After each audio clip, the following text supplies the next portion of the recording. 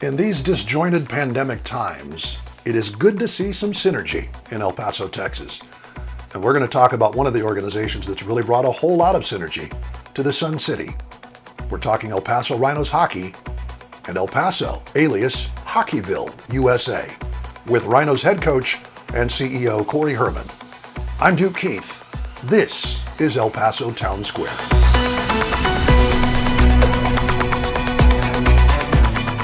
Hello, everybody, and welcome to another edition of El Paso Townsquare. I'm Duke Keith, along with the man who is president of Kraft Hockeyville. Can you be president of Kraft Hockeyville? Cory Herman, the head coach of the El Paso Rhinos. And first of all, I know that we've congratulated you earlier and exchanged texts and phone calls, but congratulations again officially on having the El Paso Rhinos, and even more so, the El Paso Hockey Association, named Kraft Hockeyville. I mean, what was it like to sit there and hear the commissioner of the National Hockey League read out the name El Paso, Texas live on national television? No, it was pretty incredible. We were sitting there watching it, and we had to actually watch it through our computer. Listening to it, it just sounded like it took forever for him to, finally get to the point of opening up the envelope. But when he flipped the card over, I just saw the big E, and I was like, oh man, I can't believe this. This is unbelievable. And, you get it with a bunch of, emotions and stuff like that. But it's really, really awesome. It really is. It is incredible to see the El Paso Rhinos honored for their work by, basically national hockey. You guys have been at this for, this is going to go on your 16th season here as you join the North American Hockey League, first in the NA3 and then the NAHL in 2021. This is an incredible amount of growth in just under 2 decades of work. And I know actually this goes back to 2001 for you when you kind of took over the El Paso Buzzards junior hockey program and turned it into the El Paso Rhinos way back in the day before there was ever the County Events Center, where you were able to put the rink into what was basically a horse barn. You still played every once in a while at the El Paso County Coliseum. I remember calling the Greater Texas Hockey League Championships probably about a year or two before the Rhinos actually started in earnest. But this was a program that you've been building for the last 20 years, really. Yeah, it started back in 2001, at the County Coliseum when the Buzzards were still here. And, it just kept kind of, it started off, there was only basically about 30 kids. And it just kind of, it just kind of got bigger and bigger and bigger. And, then, the Buzzards left, and the ice plant at the Coliseum failed. And we were very fortunate with the El Paso Sports Commission to move into kind of, build kind of transform a equestrian center into an ice hockey rink.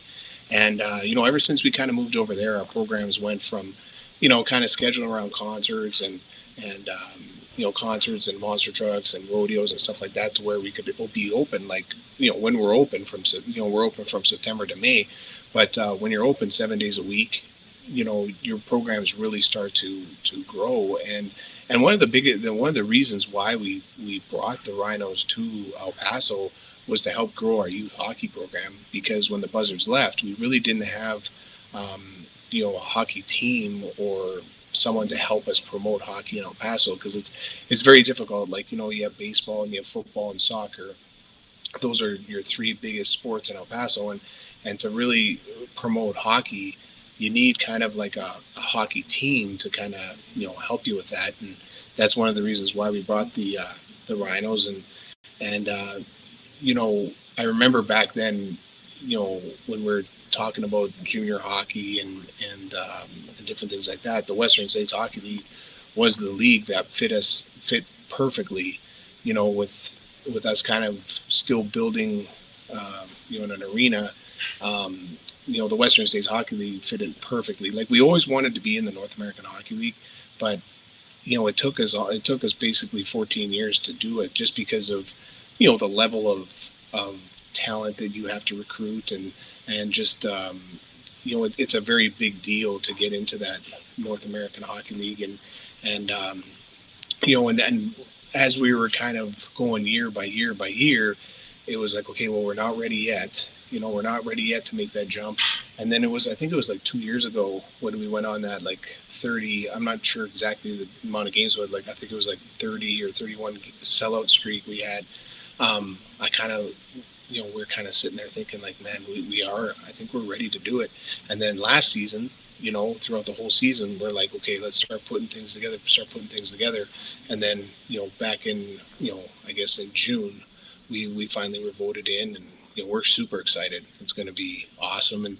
And now to bring the NA3 team, it's kind of like having, the Chihuahuas and the Padres, like playing out of the same ballpark, where you can kind of have your farm club right there. And, if someone gets sick or hurt or whatever, you can call somebody right up because they're in the same city, so it works very, very well. And like I said, we're super excited about being in the North American Hockey League, and just the way they do things, and, their professionalism and just their brand is just unbelievable. Like this season in 2019, 2020 season, over 360 players during that 1 year got an NCAA commitment. And over 67% of those NCAA commitments were Division I. So wow. the players that are going to be coming to El Paso, you're going to see NHL Draft picks like Patrick Kane. He played in the North American League. Phil Kessel played in the North American League. So but it's exciting. It's super exciting, and we can't wait for it to start. Absolutely. I mean, you talk about the level of hockey. We'll get back to the Western States Hockey League in just a second, because I know that was an integral part of the growth of El Paso Rhinos hockey. But just to tell fans a little bit about what's coming up, and obviously back into Hockeyville too, but this is, as you talked about, 67% getting an NCAA Division I scholarship offer of those who were offered scholarships by NCAA schools. And there will be NHL talent skating on the ice for everybody to see in El Paso. I guess the trick for you and Vinnie Bone and your brother Tom and Cory Herman and all the folks associated with Rhinos hockey is to make sure that a lot of that NHL talent is going to be sitting on the home bench, correct? Yeah, that's our goal. And when our whole plan was to take, almost a year and a half to get the North American Hockey League team started. And, it's funny you say that, because Vinny's in Omaha right now scouting some players, and that's what it takes. Like, it'll take us a full year to really, kind of put our team together, because we're starting with, with no players. And it's going to help that we're starting with our North American 3 Hockey League team here in just a couple months. There'll be a lot of those players that will be able to develop this year and be able to move them up to the North American Hockey League next year. So yeah, it's going to be a lot of work, but we're excited, and we can't wait for it to get started. Absolutely, and it's going to be a lot of fun, I think, for people to see. And if you like Rhinos hockey as it's been, it's just going to be bigger and faster and better, the players that you see on the ice for both teams. And that's one thing, we talk about the Western States Hockey League and how much a part of its growth, how much a part of your growth that it's been. And I would imagine, basically out of nothing in a rodeo barn, taking Commissioner Ron White around the premises and say, hey, yeah, we're going to have a hockey rink here. That was probably a tough sell back in the day. Yeah, it was. But what the Western States Hockey League allowed us to do was kind of grow our program with them. And, it took us it wasn't like it is now, like back, 15, 16 years ago. Like, the first year the players dress out of a circus tent because the locker room was ready. And like every step, like every year. And that's one thing, like we have one of the best staffs around. Like, in the hockey world, we have one of the best staffs around. And, every year we kind of try and look for something to make the program better. Like, not just for the Rhinos, but make it better for our youth hockey, for our post skating, for our figure skating, for everything. And, and it's taken us, a while just to, do this project, then do this project and this project. And, but yeah, we're very thankful to the Western States Hockey League, and we're very excited about, our new adventure and joining the North American Hockey League and the North American 3 Hockey League. Yeah, it's going to be outstanding. And I know that there are a few programs around the NA NAHL and NA3, that do it the same way you're planning to do it. Specifically the Texas Brahmas. People might remember from back in the Buzzards days, the old Fort Worth Brahmas, the team that the Buzzards beat for the President's Cup in 97, 98. That's a program in some form or fashion that's been around for a very long time. And I don't know are they still called the Texas Brahmas? I mean, how does that work? I know that they're there. North Richland Hills is where they're located. And they have both the NA and the NA3 teams, correct? Yeah, they're still called the Texas Brahmas, and Okay. and you know, and that's one of the programs that we really looked at when we, you know, we're kind of like saying, okay, can we do this? Can we not do this? And we kind of looked at their program, and we said, you know what, you know, Fort Worth does a great job doing it, and you know, if we kind of follow their model, you know, we should be able to do the same thing. Obviously, with a lot of hard work, but we should be able to do the same thing. The NAHL, you want to be one of the top programs in the league, and that requires a certain level of building. I know that you guys plan things out. You've talked about planning just to get to this point, and that's taken some 16 years. What do you think you need to compete successfully for, you know, Robertson Cups and so forth in the North American Hockey League? Well, you know, we're going to have to, you know, it doesn't really happen overnight. Like, you have to really build your program, and you got to get some, you know, you can't just have all 20-year-olds. Like, you got to build, like, you got to get a bunch of good young talent that you can develop for, you know, not for maybe this season, but you're looking for year 2, 3, you know, different things like that. But it's gonna be a lot of hard work, and it's gonna, you know, we have a tough path ahead of us to be, you know, one of those elite teams in the North American Hockey League. But you know, like, we have a plan, and you know, but we're very prepared, and we believe in our system and what we've thought out, and yeah, we're, you know, like, it's going to take us one whole year to really get to find the players, you know, because you're competing with, you know, 28 other teams, 20 other North American League hockey teams that are looking at the same players, you know. So it's going to be a tough road, but you know, we're excited about it. That's for sure. Well, absolutely. And I think that's, you know, that's the thing is the NAHL has a draft. Like, all the players that are coming to NAHL programs are known. They're known quantities. And it's just very different. It's a lot more even from top to bottom of the league, I would imagine, than the Western States Hockey League. For all the good that it's done, El Paso Rhinos hockey, there was a little disparity in talent from top to bottom. That is kind of erased when all of the guys who come into the NA they're well known as to how good they are coming out of, I guess it would be, what's it, midget AAA? Is that kind of a level below? Yeah, like, you know, yeah, like, so starting November 1st, we can start signing players to what they're called tenders, and that's basically like protecting them onto your roster for the following season. So, you know, we'll be able to start tendering players, and we can tender up to 15 players for next season. Then our draft happens, you know, in June. So yeah, like, you know, you really gotta have a good scouting staff, and that's probably, you know, that's a huge, you know, part of any, you know, hockey team, you know, at the North American Hockey League level or USHL or anything like that. You got to have a really good staff that's going out there, or scouting staff that's going out there and you know, really looking at, you know, high school hockey, you know, in Minnesota, Michigan, you know, all those different places, and, you know, all the AAA hockey too. But you got to kind of, you know, you just can't really focus on one little area. You got to basically focus on, you know, you got to go to places where maybe the other teams aren't going, you know, because you can only have 4 imports, you know, so most of your hockey talent is coming from the U.S. And, you know, there's a lot of hockey talent in the U.S., you know. And this is, you talk about the National Hockey League and where they're getting their players from. I know that there's a player from Texas who made a conference finals. I know that there's Austin Matthews who grew up in suburban Phoenix. Hockey is very much all over the place. So it's not just the Midwest and the Northeast where you're going to be finding some of these guys, right? Yeah, like if you look back, I can't remember the exact year, but the year that Gretzky was traded from the Edmonton Oilers to the Los Angeles Kings, you know, if you look back to then, you know, like right now you go to California and there are rinks everywhere. Yeah. And, you know, a lot of that has to do with Gretzky getting traded to the LA, because as soon as Gretzky got traded to LA, hockey just, you know, grew so much.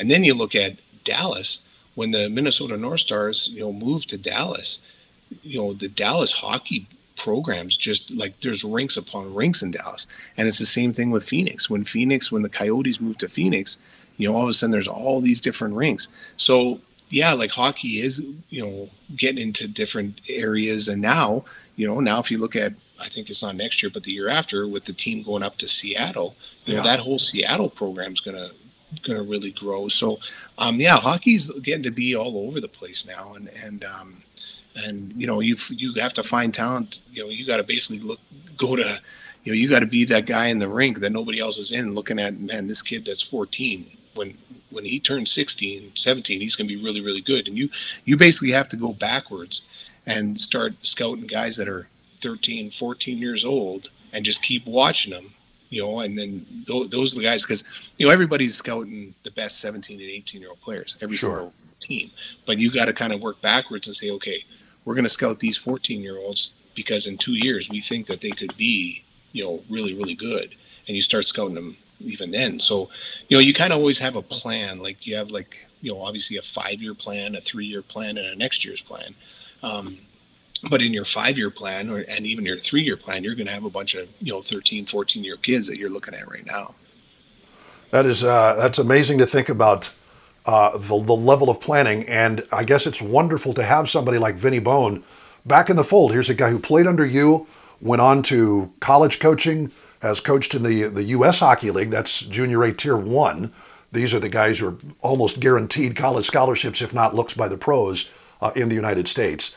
And he's been there in the North American Hockey League. He's been in the USHL, and he wants to come back and join you with the El Paso Rhinos as your associate head coach, correct? Yeah, like when we started kind of putting this all together, Vinny's played for us for 2 years, played college hockey. When he coached in the NA3, the North American 3 Hockey League for a year. He coached in the North American Hockey League. He's coached in the USHL. He's coached in the NCAA. He coached with me, not last year, but the 2.5 years before that. And when we're putting all this together, I called up Vin and I was like, hey, if we're going to do this, I want you to be with me. And he says, yeah, coach. He said, for sure. I'll come back. But no, we work really, really well together. Vin's, he knows exactly, because like our program, we look for, a specific kind of player. It is pretty difficult to play here. Just, difficult as in we practice a lot. We train very hard. We practice very hard. And, we look for the players that, they might not be like the number one, skilled player, but they are the kind of player that you want in the playoffs. That player is going to do whatever it takes to win. Like he's going to block that real important shot. Like he's going to do all the little things to win a championship. So we look for kind of specific players, and sometimes we're not looking for the exact same players that other teams are looking for. We're looking for players that hey, this guy right here, he's going to be an unbelievable playoff player. And if you ever watch the NHL playoffs, all the top guys, during the regular season, every single NHL coach puts their best checking line against, the leading scorer of that team. So basically you just kind of counter them with your best checking line. So then you have to rely on guys on the third line, on the fourth line, guys that don't normally score to contribute. And those are kind of the guys that we kind of bring in. And, because, you can look back at the championships we won. There's a lot of unsung heroes that were like, oh man, that guy really didn't, that guy didn't put up a lot of numbers in the regular season, but man, he was unbelievable in the playoffs. And those are the type of players that we kind of look for. Oh, you're on mute. I am. Well, your last Thorn Cup championship season, that was exactly the team. I don't think that there was a guy in the close to the top 10 in terms of scoring, in terms like goals and assists or whatever. You had some guys who were a whole bunch of them around that, but nobody really in those top spots. But you guys went undefeated in winning your second consecutive Thorn Cup. It's the first time you've ever repeated as champions in the Western States Hockey League, and it was with a team that, lost its fair share of games in the regular season, but when it came playoff time, they shut the door. It was an incredible, incredible run. Yeah. That's the kind of team you're looking for. Absolutely, and I think that year, I don't think we even had a guy in the top 25. Like, but we had a lot of guys. Yeah, we had a lot of guys that contributed, and we didn't have a 70-point guy, but we had a bunch of 30-point guys. Yeah. So and we had a lot of guys that and if you looked at that series that we when we went up to Ogden and won. If you look at just the amount of shots we blocked, and that's a huge thing. Like, that was the big thing is like, man, El Paso just blocked so many shots. And those are the type of players that, like, it's not fun blocking shots. That little puck, it's not it doesn't feel very good when you block it. But when you have a group of guys that want to win a championship, they'll do whatever it takes to win. And, we didn't, on paper, we weren't even close to the best team. I would say out of this, I forget how many teams were there, 8 teams or 6 teams. Yeah. Out of the six teams that were there, we were probably on the, on paper, probably the 6th team or the 5th team, But we had a bunch of guys that just, and that was the other thing too, is they just worked so hard, and they were a type of team where, and every year we have a type of team where, usually our third period is our best period, Yeah. and that's when we start really turning it up, and that's when we've worn the team down for 2 periods, and all of a sudden now we start picking it up, and the third period is usually our best period. Well, and that's not only a physical style of play, it's not only the kind of hockey team that'll go down and block shots and get the little things done, and it's also a team that it's made up of a bunch of guys that will be willing to go out into the community and do some things, because not everybody likes to go out and be as socially active as El Paso Rhinos players and as your whole organization around their respective communities. And especially, I would imagine, if you are in a pretty hockey-intensive place up in the Northeast or Midwest, you're one of 20 other teams doing the same thing. It's probably not as big a deal to be as socially active as you are, but you are the hockey team in El Paso, and you guys go out everywhere, don't you? Yeah, well, we have a lot of programs. Like, we have our Skate Mates program where, the same couple players will go to the same school, every week or every second week, and they kind of create kind of a bond with the students there, and the students want to come, and they want to come to a Rhino game and watch their new best friend play, but the thing is like, we believe in, like, we're so proud to be a part of El Paso, and we're very proud to call El Paso home, and we want to give something back to the community because they support us so well. Like, we're very fortunate that we have the fan base we have, and we're very fortunate to be sold out pretty much 95% or whatever the number is, but it's around 95% of the time. We're very fortunate to do that. So we want to make sure that we're out in the community and and giving back to the community, where if it's going to schools, or if it's doing field trips, or if it's doing different charity events, different things like that. We want to we love being out in the community and kind of giving back. Well, let's move on to Kraft Hockeyville, because the changes that this is bringing about are pretty instantaneous, at least as far as you're concerned. You're ready to get things going. Not only will you be, at some point, and this is somewhere down the line, hosting an NHL game, which is just going to be great and really, really cool for the community, as well as whoever comes to El Paso. I know you guys are going to roll out the red carpet for everybody who shows up, but there will be rink improvements that people will begin to see this next season when you guys start up in October.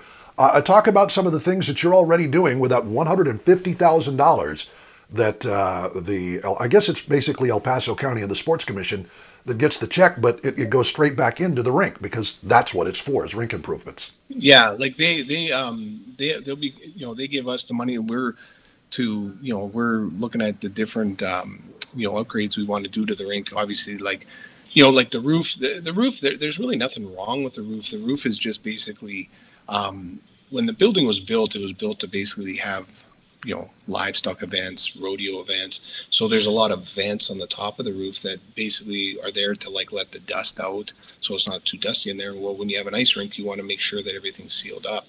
So we have a roofing company that's going to be starting probably next week. They're going to be getting everything sealed up, get everything to make sure that, there's spots in there that need, a little bit of extra insulation. They're going to be putting that on. They're going to be putting a coat on the roof to make sure that, that the roof is reflecting the sun, rather than absorbing the heat. We're looking at doing entryway into the building where you have like a breezeway where you go through one set of doors, then you walk about 12, 15 feet, and then you go through another set of doors that keeps the heat out and the cold in. We're also looking at, changing the lighting in the arena to all the LED lighting. That'll just make things a lot brighter and a lot nicer in there. So yeah, we're real excited about, all the upgrades. It's going to, the rink's going to look unbelievable here in the, next couple months. And, we're super excited and it's going to be awesome. It really is. And then, to host the NHL game, the city and the Paso Sports Commission and, the Rhinos and the Hockey Association, we're going to put on an event that, they're never ever going to forget. But I'm just really excited. I'm just really excited for the city just to be able to hold that event. Like it's going to be awesome. It really is. And just to have like two professional teams here for, they're probably going to be here for maybe 2-3 days. You know what I mean? So it's going to be great. It's going to be like a Sun Bowl. You bring the teams in and party. I'm sure that, maybe mariachis and so forth at the airport to welcome them in whenever that happens. And I know there's no timeline just because of all the stuff that's going on with COVID-19. And but it is going to happen. I mean, that's part of the contract of being Kraft Hockeyville. And what an event that is going to be for all of the fans of El Paso. And quite the gift that you're going to be able to give them for supporting you through it.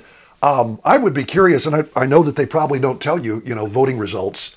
I just wonder what the support was, because you had guys from Chris Jericho tweeting their support to Shim, who's the lead singer of his own band and part of some great rock heritage there. You had Dean Cain, the former Superman, tweeting his support and kind of retweeting, vote for the El Paso Rhinos and Kraft Hockeyville.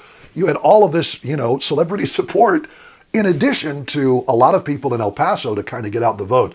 Have they kind of given you any idea of how well you guys did in relation to the other four finalists, or other three finalists, I should say? No. Okay. No, they haven't. And I don't think they ever like show who won or who had the most, like how many votes he really had. But right. We're super fortunate for, and super thankful for everybody that voted for us, everybody that helped us, win. Like there's, 3 people that worked very, very hard, to do this, and they started working back in December. Gus, my wife and Tyler, they worked super hard with this, and I'm talking 14, 16 hours a day to do this, and they put it all together. But no, it was awesome, and we're super thankful for everybody that voted. It's funny because being around town, even at the gas station or whatever, or even going to the bank, if you have your Rhino stuff on there, like, oh, you're with the Rhinos, and we're like, yes, he goes, what, I voted, so it was really, really cool. That is wonderful, absolutely wonderful, and I would imagine it just helps. It's not the best of situations that you're the only game in town in terms of ice, in terms of an actual rink. It's the only hockey rink around, the only full-size hockey rink anywhere in El Paso and Ciudad Juarez. I know there's a small one in a mall in Ciudad Juarez, Mexico. But you're basically it from miles and miles. I guess the next hockey rink closest would be up in Albuquerque, 4 hours away. So that hinders you a little bit, but it also makes you the focus of people's attention, and that has to make you feel good. That very rewarding to have El Paso, probably the first city anywhere outside of the Midwest or Northeast that's been a finalist for Kraft Hockeyville. One of them, anyway. Wichita was in there with you too this year, but it has to be one of the first years anybody from outside of the Midwest or Northeast was part of this. Yeah, and it was, and it's I think having Hockeyville down here, it helps grow the game, down here, and but yeah, I'm not sure what the closest one would be to us, but I would imagine they're mostly up in the Midwest, Northeast, places like that. Absolutely. And as you move on with that, the Kraft Hockeyville, head of steam into whatever comes next, I mean, what can fans look forward to beginning this season? I know that there will be, at least in the NA3, you're still doing the 3 games in 3 days, Friday, Saturday, Sunday, but that's going to change in the North American Hockey League, and lots of very familiar hockey rivalries for any longtime Buzzards fan. You're going to remember the rivalries with the New Mexico Scorpions and the Odessa Jackalopes and the Texas Brahmas, the Fort Worth Brahmas, and things like that. They're all a part of this, aren't they? Yeah, and that was when we announced the North American Hockey League team.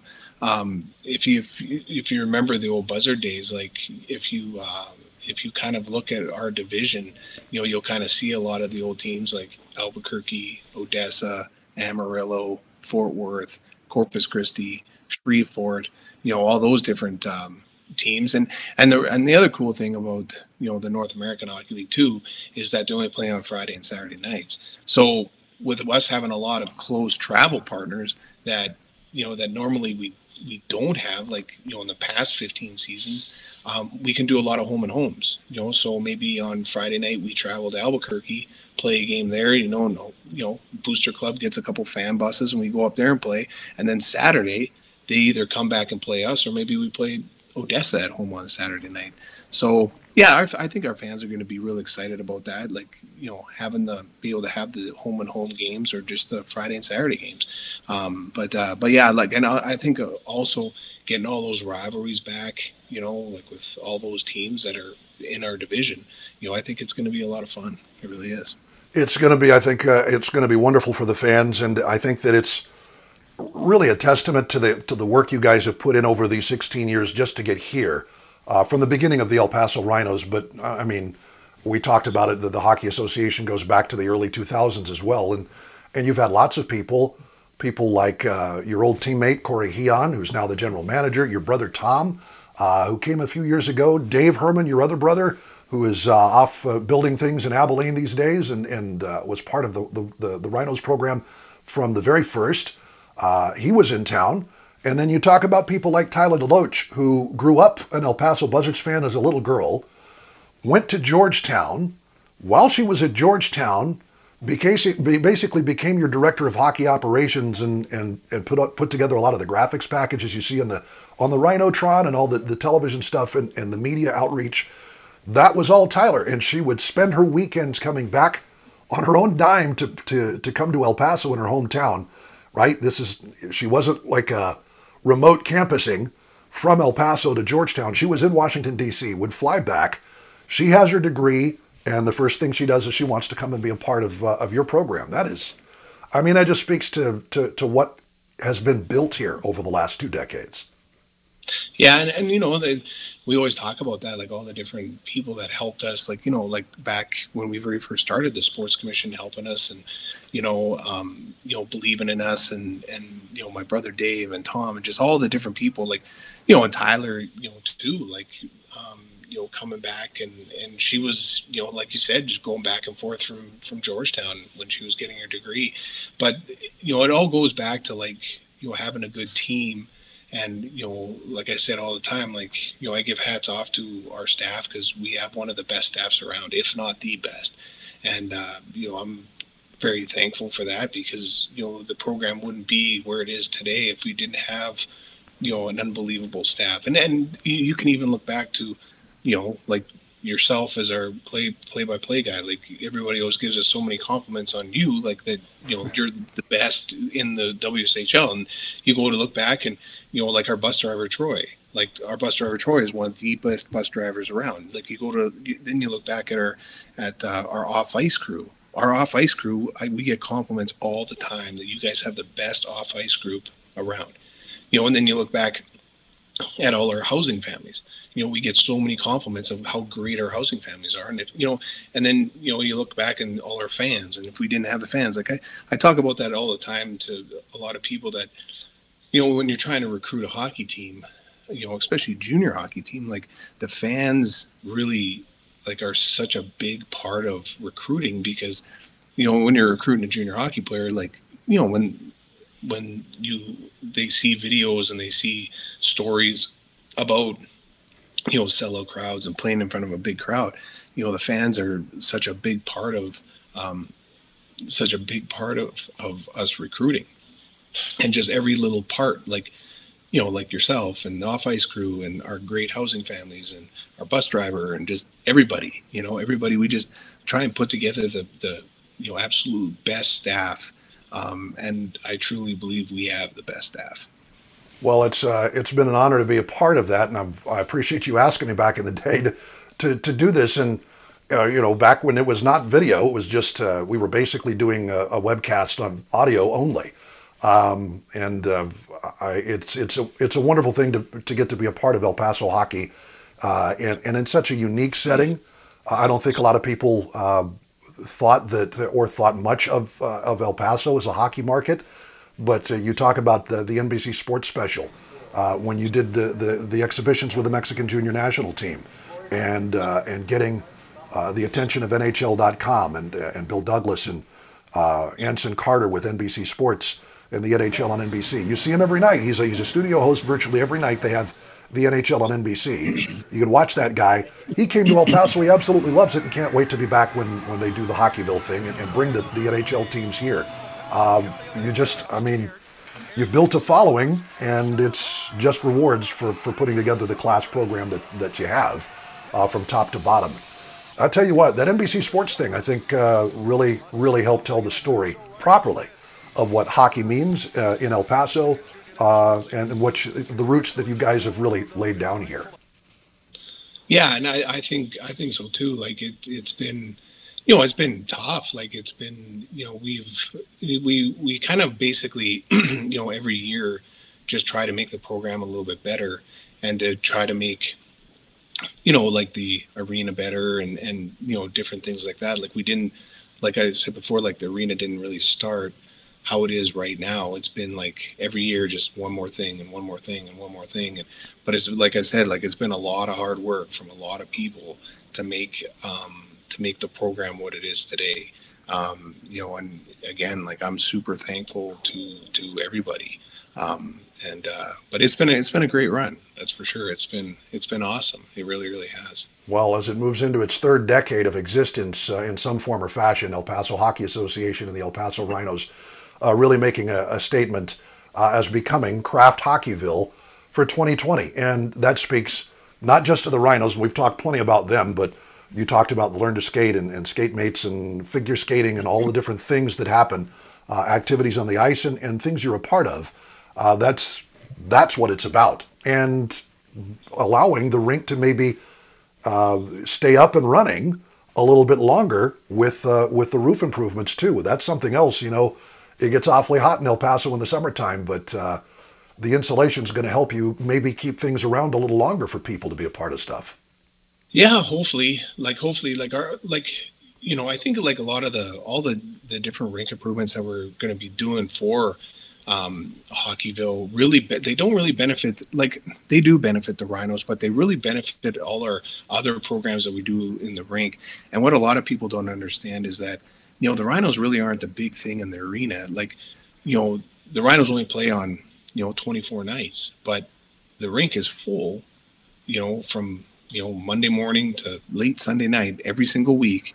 You know, there's figure skating, there's Learn to Skate, there's Learn to Play, there's, you know, youth hockey leagues, there's youth house leagues, there's youth competitive leagues, there's, you know, adult hockey, there's, you know, adult beginner hockey. Like there's so many, there's public skating, there's birthday parties, you know, there's field trips. Like, so the rink is very, very, it's used a lot, but like doing all these improvements really help those programs, because, you know, the Rhinos are here when it's kind of the coldest. You know, they're kind of playing when it's kind of the coldest outside in El Paso, but like our youth programs kind of start, you know, mid-September and they last till May 31st.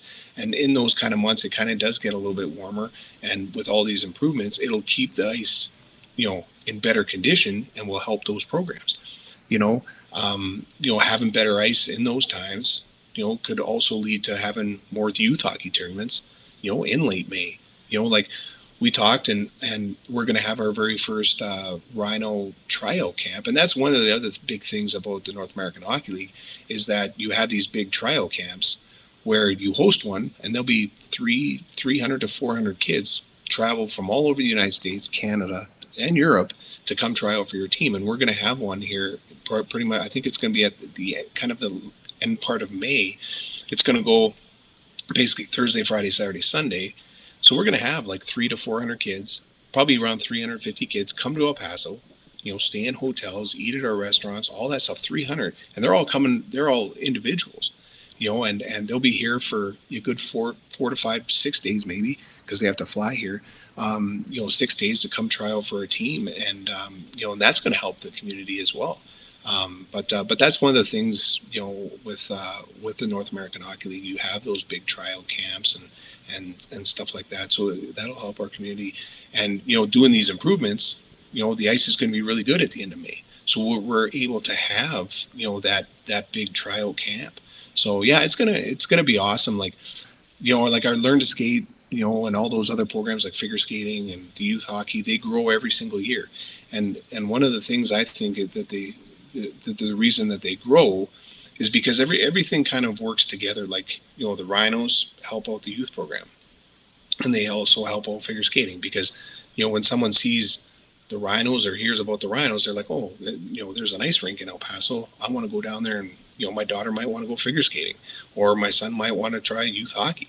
But it's even like during a Rhino game, a family might come watch the Rhinos play. And then after every single game, we always have that skate with the players after.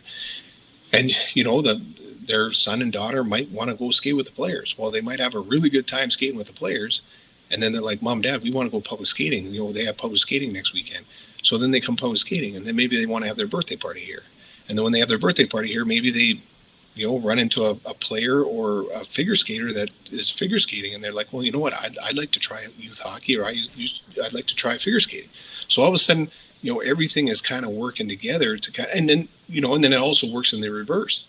You have a youth, figure skater or a hockey player that, really enjoys playing youth hockey. And they're like, Mom, Dad, I want to go watch the Rhinos play.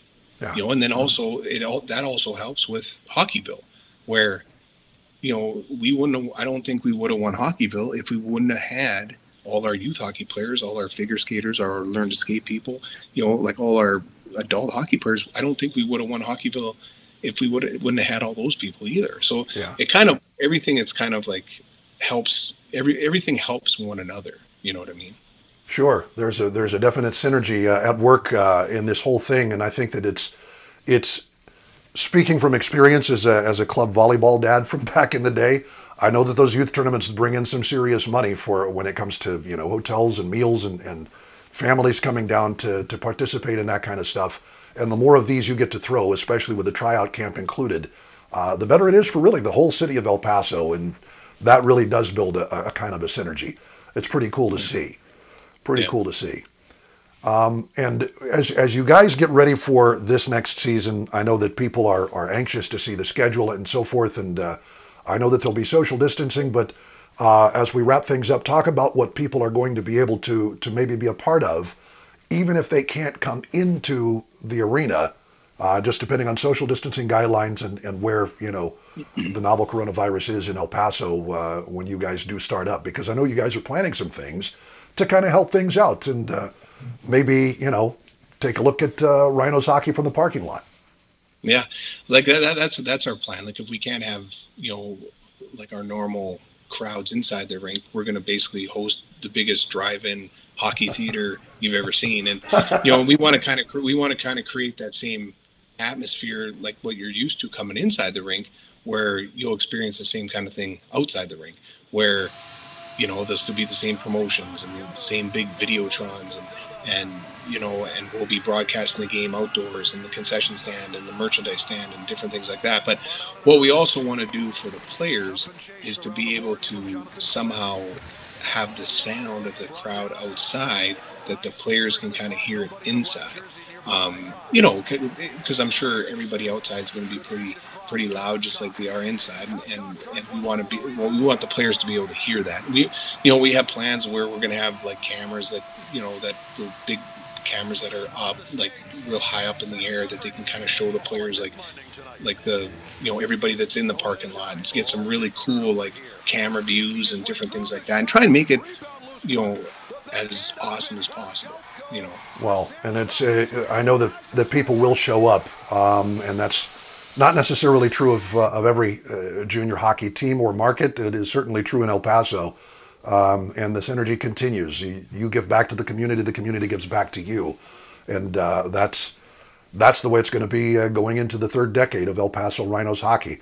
Cory, again, congratulations to you and to the whole staff, to Cory Herman, to your brother Tom, to all the folks behind the scenes, Tyler DeLoach as well. Gus, you talked about him. To your wife. I mean, shout out to Shay, who, as you pointed out, worked with Tyler and Gus incessantly to kind of bring El Paso and Hockeyville together. And that is really tremendous work. Congratulations again. And we look forward to seeing whatever the future brings, however it brings it to you, because we're all in this together, correct? That is absolutely correct. And thanks for having me. I really, really appreciate having me on. Our thanks to Cory Herman and the El Paso Hockey Association, along with the El Paso Rhinos. And if you have any interest in being a part of anything on ice, whether that's Rhinos hockey, whether that is youth travel teams, whether that's figure skating, learn to skate, adult hockey, beginning adult hockey, it's all there for you, elpasorhinos.com, and the link to the El Paso Hockey Association as well, online, or check out their Facebook pages. Our appreciation to you for watching today, and we'll see you next week. Until then, this is El Paso Town Square. I'm Duke Keith. So long, everybody.